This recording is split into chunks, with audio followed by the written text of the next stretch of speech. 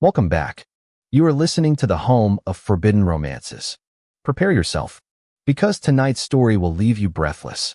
The blade of the knife pressed cold against the pulse of my throat, not drawing blood, but promising it. Scream, and they find us. Cashin hissed, his breath hot against the shell of my ear, a stark contrast to the freezing rain battering the shattered windows of the safe house. In a flash of lightning, I saw his eyes, obsidian pools of calculation and cruelty, staring not at the intruders hunting us in the darkness of the forest, but devouring me whole.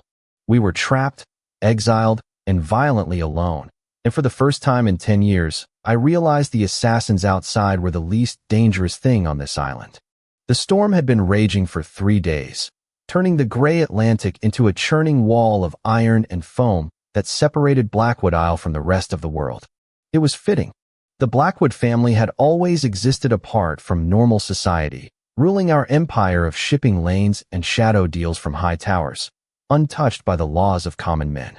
I, Julian Blackwood, was the anomaly, the adopted son, the stray cat brought into the tiger's den. And Cashin was the heir, my stepbrother, the man whose shadow I had lived in, and the man who had banished me to boarding schools in Switzerland the moment I turned 16. I hadn't seen him since that day at the airport, where he hadn't even looked me in the eye. Now, at 26, I was back. Father was dead. The empire was fracturing, and the reading of the will had been interrupted by a car bomb that decimated the driveway of the estate. Now we were here, the ancestral retreat, an island of jagged rocks and pine trees, with a single, brutalist concrete mansion perched on the cliff edge. No staff, no power, just the howling wind, the rain, and the man I had spent a decade trying to forget. Cashin released me, shoving me gently but firmly away from the window. He moved with the fluid, predatory grace of a panther. Even in the gloom, he was devastating to look at. He had filled out in the years apart. His shoulders were broader, straining the fabric of his damp dress shirt. His hair, black as ink, was plastered to his forehead, framing a face carved from marble and disdain. "They've fallen back to the perimeter," Cashin said, his voice a low baritone that vibrated in my chest. He wiped a smudge of soot from his cheek. "The storm is too heavy for them to breach the main doors without explosives, and they won't risk damaging the servers in the basement. That gives us until dawn." "Until dawn to do what?" I asked, my voice trembling slightly. I hated the weakness in it. I wrapped my arms around myself, shivering. The heating had died hours ago. Wait for them to kill us. Cashin turned, his gaze raking over me. It felt physical, like a touch. To wait for my private security to clear the bridge. Until then, Julian, you do exactly what I say. Just like old times, I snapped, adrenaline making me reckless. You barking orders, and me being shipped off like cargo. Tell me, Cashin, was this part of the plan? Dragging me back just to watch me die? He crossed the room in 2 strides. The air shifted, heavy with ozone and unresolved tension. He stopped inches from me, looming. He was taller than me now by a head. "If I wanted you dead," he murmured, tilting his head, "I would have left you in Paris. I would have let the sniper take the shot at the funeral. Who do you think pulled you into the limousine? You broke my arm." I countered, rubbing the bruised wrist he had yanked to save me. "I saved your life. There is a difference." "Why?" I demanded. "You hate me. You've always hated me. You sent me away because you couldn't stand the sight of the charity case your father brought home." Cashin's eyes narrowed. A flicker of something unrecognizable passed through them. Pain? Hunger? It was gone too fast to be sure. "Is that what you think?" he asked softly. "It's what I know." He scoffed, turning away to check the ammunition in his pistol. "You know nothing, Julian. You've always been oblivious.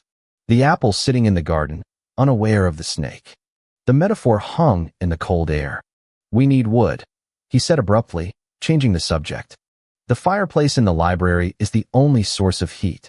Unless you want to freeze to death before the hit squad returns, I suggest you help me break up some furniture." The library was a cavernous room filled with the smell of old paper and dust. We smashed 2 antique chairs, feeding the mahogany legs into the massive stone hearth. As the flames licked upward, casting dancing orange shadows against the rows of books, the room began to thaw. We sat on the floor, the heavy Persian rug beneath us. Outside, the thunder cracked like a whip, shaking the foundations of the house. Here, Cashin handed me a flask. It's brandy. Drink. I took a swig. The liquid burned pleasantly, settling my nerves. I passed it back. His fingers brushed mine, a lingering contact that sent a jolt of electricity up my arm. I pulled away quickly. Why are they hunting us, Cashin? I asked, watching the fire. I'm just the adopted son. I have no claim to the business. You have 10% of the voting shares, Cashin said, staring into the flames. Father left them to you.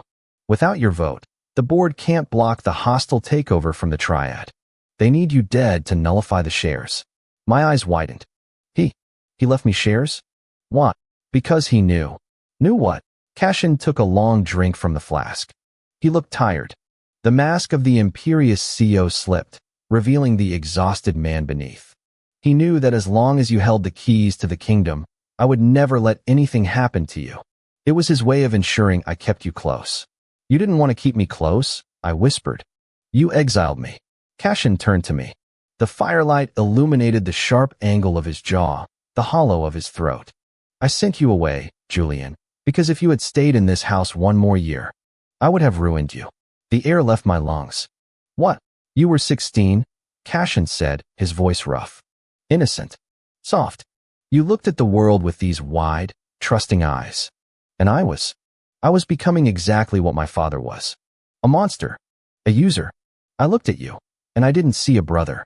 He shifted, turning his body fully toward me. The predatory intensity was back, but it was different now. Darker. Heavier. I saw something I wanted to possess, he confessed, the words tearing out of him. I saw something beautiful that I wanted to lock in a cage and keep only for myself. Every time you smiled at someone else, I wanted to break their hands. Every time you called me brother, it felt like a knife twisting in my gut because that was the one thing that kept me from touching you. I stared at him, stunned. The memories of our youth rearranged themselves in my mind. The times he had chased away my friends. The times he had interrupted my dates. The coldness. It wasn't hatred. It was restraint. So you sent me away? I breathed. To save you from me, he said. But it didn't work. 10 years, Julian. 10 years. And the moment I saw you at the funeral, wearing that black suit, looking so mournful and beautiful, I knew I had failed. I'm just as starving as I was then. My heart hammered against my ribs, a frantic bird trapped in a cage. This was wrong. This was forbidden. He was my stepbrother. He was the head of the family. He was dangerous. But as I looked at him, I didn't feel fear. I felt a magnetic pull, a gravity that had been acting on me my entire life without me realizing it. The anger I had held onto for a decade began to dissolve, replaced by a terrifying heat. Cashin, I whispered. He reached out, his hand trembling slightly, and traced the line of my jaw with his thumb. The leather glove was rough against my skin. Tell me to stop, he commanded, his voice a low growl. Tell me to stop, and I will walk out that door and guard the hallway. I will never touch you again. I looked into his eyes. I saw the abyss there. I saw the obsession. But I also saw a desperate, lonely devotion that had spanned an ocean and a decade. Don't go, I said. The restraint snapped. Cashin lunged, his hand tangling in my hair, pulling my head back. His mouth crashed onto mine, searing and desperate. It wasn't a gentle kiss. It was a claiming. It was a decade of starvation being fed all at once. I gasped, opening to him, and he invaded, his tongue sweeping my mouth, tasting the brandy and the fear. I clutched his shirt, pulling him closer. The fire roared beside us, but the heat between us was hotter. He pushed me back onto the rug, his weight heavy and grounding. For the first time in my life, I felt anchored. I wasn't the stray anymore. I belonged to him. Mine. He growled against my lips, biting my lower lip hard enough to sting. You are mine, Julian. No one touches you. No one looks at you. Only me. Only you. I surrendered. His hands were everywhere, stripping away the wet layers of my clothes, worshipping my skin with rough, calloused palms. There was a desperation to his touch, as if he needed to verify that I was real, that I was here, that I wasn't a ghost haunting his memories. As we lay there, skin against skin in the firelight, the sound of the storm outside faded into background noise. The assassins, the inheritance, the crumbling empire, none of it mattered. The only reality was the arc of his back, the sweat on his skin, and the way he said my name like a prayer and a curse. We fell asleep entangled, my head resting on his chest, the steady thrum of his heartbeat lulling me into a false sense of security. I woke to the sound of breaking glass. The fire had burned down to embers. The room was cold again. Cashin was instantly awake, his body tense as a bowstring. He covered my mouth with his hand before I could make a sound, his other hand reaching for the gun he had left on the floor. "They're in," he whispered, his eyes scanning the shadows of the library. The heavy oak doors of the library groaned. "Get behind the desk," Cashin ordered, rising to a crouch. He was naked from the waist up, a savage god of war in the dim light. "Stay down. Do not come out." "Cashin, go." I scrambled behind the massive mahogany desk just as the doors burst open. Flashlight beams cut through the darkness, blinding and erratic. "Mr. Blackwood," a voice called out. It was slick, confident. "We know you're in here. Make this easy. Sign the transfer papers, and we might let the pretty brother live." 3 men entered. I could see them through the gap in the desk panels. They wore tactical gear, suppressed rifles raised. Cashin stood in the center of the room, unmoving. He looked completely unbothered, despite being outgunned. "You made a mistake," Cashin said calmly. "You entered my house. And you're unarmed. Aside from that pea shooter," the leader scoffed. "Drop it." Cashin dropped the gun. It clattered on the floor. My heart stopped. What was he doing? "Good," the leader sneered. "Now where is?" The leader didn't finish his sentence. A deafening crack echoed through the room, but it didn't come from the men. It came from the ceiling. Cashin had triggered something. A massive crystal chandelier, suspended directly above the entrance, plummeted. It crashed onto 2 of the men in an explosion of crystal and twisted metal. The leader, standing slightly forward, was knocked off his feet by the shockwave and debris. Cashin moved. He didn't run for cover. He ran toward the danger. He was on the leader before the man could recover, a blur of violence. He kicked the rifle away and drove his fist into the man's throat. The assassin gagged, clutching his neck. Cashin picked up a shard of jagged glass from the broken chandelier. He looked down at the man, his expression completely devoid of mercy. "You threatened him," Cashin said, his voice terrifyingly flat. "Wait," the man wheezed. Cashin didn't wait. He ended it. I flinched, closing my eyes, but I couldn't block out the sound. When I opened them again, silence had returned to the room. Cashin stood amidst the wreckage, his chest heaving, blood that wasn't his splattered across his bare chest. He turned to look at the desk. "Julian." I crawled out, my legs shaking. The sight was gruesome, but when I looked at Cashin, I didn't see a monster. I saw the man who had destroyed the world to keep me safe. He stepped over the debris and came to me. He checked me for injuries, his bloody hands hovering over me, but not touching, afraid to stain me. "Are you hurt?" he asked intensely. "No," I said. I reached out and took his bloody hand in mine. I didn't care about the stain. "I'm fine." He let out a breath he seemed to have been holding since we arrived on the island. He pulled me into his arms, crushing me against him. "The security team is 5 minutes out," he said into my hair. I saw their lights on the ridge. "It's over." "The danger is over," he said. He pulled back slightly to look at me. The obsession in his eyes hadn't dimmed. If anything, the violence had sharpened it. "But us? We are just beginning. I told you, Julian. I tried to stay away. I tried to be the good brother. But you accepted me. You let me in." He brought my hand to his lips, kissing the knuckles. "You are the apple of my eye," he whispered, a dark promise. "And I have taken the bite. There is no going back to Eden now." I looked at the carnage around us, and then at the fierce, terrifying love in his eyes. I realized he was right. The island had been our cage, but it had also been our cocoon.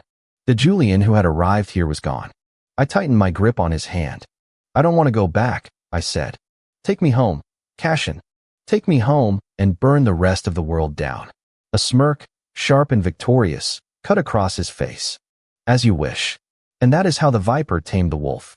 If you enjoyed seeing Julian embrace the darkness and Cashin lose control, destroy that like button. And tell me in the comments, would you forgive a lover who exiled you for your own protection, or is possessiveness unforgivable? I'll be reading your answers. Subscribe for the next chapter. Until then, prompt image. Prompt. Masterpiece, best quality, high-res. 1.2. Korean manhwa style, semi-realistic, digital art. 2 men. BL, Yaoi, man 1. Cashin, tall, muscular, sharp jawline, black hair wet and messy, wearing unbuttoned white dress shirt soaked with rain and blood, intense possessive expression, dark eyes, holding man 2's chin. Man 2. Julian, slightly shorter, fair skin, soft features, wearing oversized dark sweater, looking up with mix of fear and desire, blushing. Background is dark library with fireplace, shattered crystal chandelier on floor, scattered books, dramatic firelight casting deep shadows, stormy night visible through broken window, cinematic lighting, intense atmosphere, detailed eyes.